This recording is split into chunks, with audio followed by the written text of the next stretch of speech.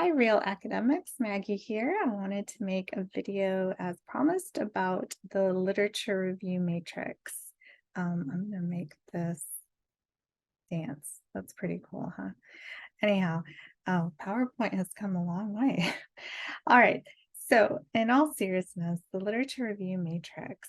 So, some of you may have heard of this, some of you, this may be totally new. So, I'm just going to go at it very simply and straightforward and just explain what it is and how you can use it to write your literature reviews to actually make the process more efficient in helping you with synthesizing, which is usually the most difficult part for people when writing literature reviews. I know it is for me because you're taking all this information you've found and trying to figure out how to organize it, first of all. So this will help you do that. And then how do you make sense of it?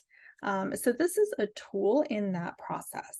Now, I actually teach a course called Learning to Love the Literature Review, or sorry, Learning to Love Writing the Literature Review. And so in that course, I actually talk about the whole process. This is one piece of it. It's a very useful piece. It's a very useful tool. I've used it throughout my whole academic career as soon as I learned about it to write literature reviews. And it is very, very helpful for organizing and then helping find patterns in the literature.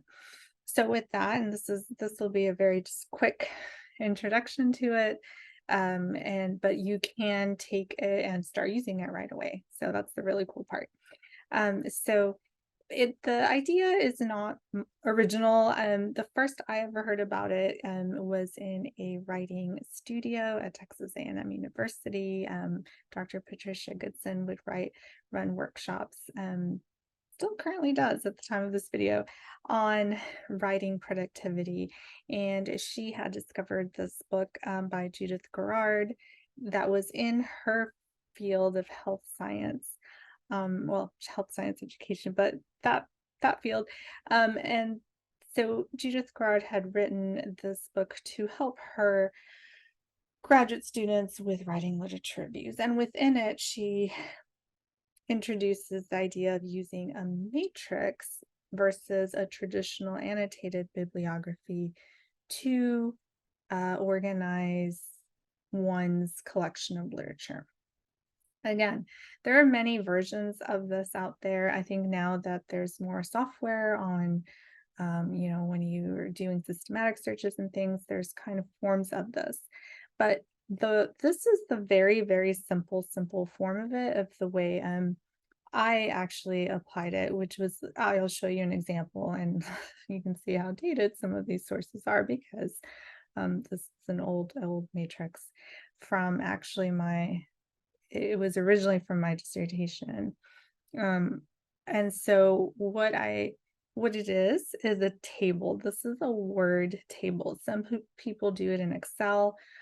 I like to do it in Word. Hint, hint, in Word, you can still sort, just like in Excel, you can sort things by the columns at the top. Again, if you take my course, I'll actually show you how that works. But just know you can. And so you'll see it's just a table. And I, at the top, always write the year of the article, the author, title, the journal, and then I get into my specific area, right? So my degree was in educational psychology. I was interested in bilingual education and how we teach content areas uh, and the issues that revolve around language learning and content learning, and specifically this one's in science, and how does writing play a part in our learning. So not that you needed to know all that, but for me, it was important to understand the grade level that was being studied in the articles I was reading, the context, their sample. I mean, some of this you can take into your own. I am a social science researcher, so I mean, if you're in a different field, you could have different columns / variables up there.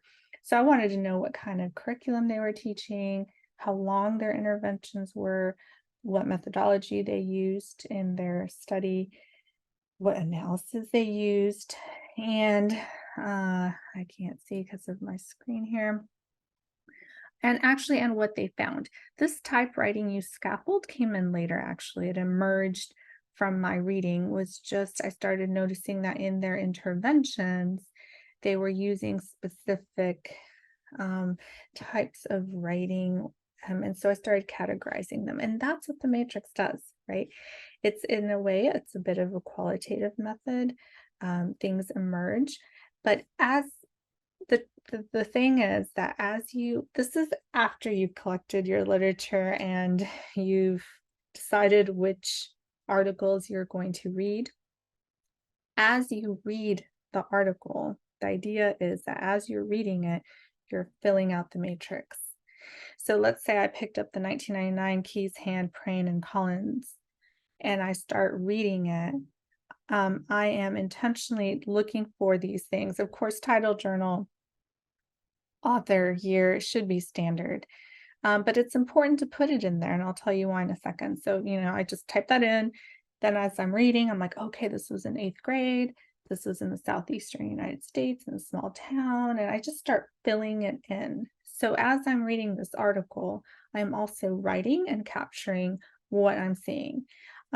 This is a kind of neater version of my matrix because eventually it was published it became a systematic literature review later. That's the other cool thing, is you can always publish literature reviews. I say that as if it's so easy to do. It actually takes quite a bit of time, but the matrix is a great way to help with synthesis. And so it's very valuable for even not just, I don't mean just a literature review, but even if you want to do a systematic literature review, which is its own thing, right? It's its own method. It's a whole study in itself. But with that said, my messier versions often always include another column that has my notes, my thoughts, and that's where I'll messily just put in what I'm thinking. And that's really important because I will use that later in my writing. Again, if you take my course on literature reviews, we'll get more into the nitty-gritties of that and how you actually take a matrix like this and write it up into a linear literature review that is synthesizing all the information. But one thing I hear a lot, and this is a freebie from people, is that when they're reading, they get distracted, right? I know I do. And I'm like, oh my gosh, this is so interesting. I want to go look at this. And I start going on rabbit trails. So having an extra column that has my thoughts, or even a look up later column, is great because I can take all those things that are catching my attention and I can just paste them on that column. And I'm like, okay, I've captured it and I can go back to it later. And that's really actually a very important column to have, because that's the whole point of literature reviews. It should be to generate, yes, to organize and educate you on this topic, but hopefully will generate new ideas for future research. But you need to stay focused to get one thing done at a time, right? So having that column is fantastic. That says, my thoughts, other things to look up later, because you can just kind of put it all in there and it's all captured on this matrix. And so let me not forget to address what I had said before about why I keep year, author, title, journal separate. I do because I can sort things by, like I said, in Word, you can sort, just in Excel as well. I can sort all my articles as I'm reading them and filling them in by year, and I can see patterns. I can see all kinds of cool patterns about who's publishing in which journals. Is there in the 90s, were people doing more qualitative or quantitative or mixed method, or what's going on, and all these things are stories that you can tell when you write up your literature review. So it gets really exciting. If you can tell, I'm getting a little excited because you're putting this information together, and you can see patterns, and you can start seeing who are the key players, what are the key journals. That gives you ideas for where you can publish your own work. Um, Even the methods and analysis, seeing patterns of what was popular in different decades, and then, oh, where can I fill in gaps, right? We always talk about that. That's the whole well, not the whole point, but it's a big, often argument for why we're doing our research. So, oh my gosh, everyone's been doing this type of method. I'm going to try this one. Or this type of analysis might be novel. Or, oh my gosh, there's so many people looking at upper grades. How come no one's looking at younger kids?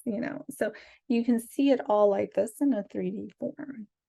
And that is the matrix method. Again, if you want to learn more about this whole process, and this is a really useful tool in that process that I teach, check out my course. I'll link it below in the video.